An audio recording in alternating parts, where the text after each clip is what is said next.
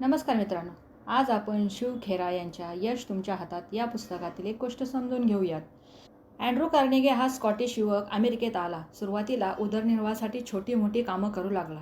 एक दिवस तो अमेरिकेच्या सर्वात मोठ्या पोलादाच्या कारखान्यात मालक बनला. त्याच्या कामाचा व्याप एवढा वाढला की एक वेळी अनेक कोट्याधीश त्याच्यासाठी काम करू लागले.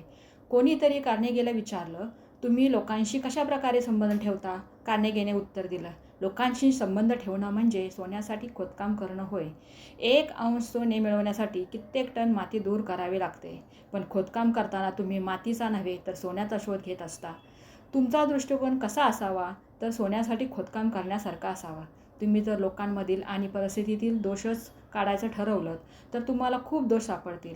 मग तुम्हीच ठरवा तुम्ही काय शोधणार. अँड्रू कार्नेगीच्या उत्तरात फार मोठा संदेश आहे. प्रत्येक माणसामध्ये आणि परिस्थितीमध्ये काहीतरी सकारात्मक असतंच.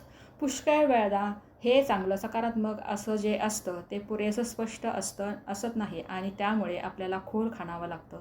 शिवाय लोकांमधील आणि परिस्थितीतील चुका शोधण्याची आपल्याला इतकी सवय लागलेली असते की आपण चांगलं बघायचंच विसरून जातो. कोणीतरी म्हटलंयच की अगदी बंद पडलेलं घड्याळसुद्धा दिवसातून 2 वेळा अचूक वेळ दाखवतं.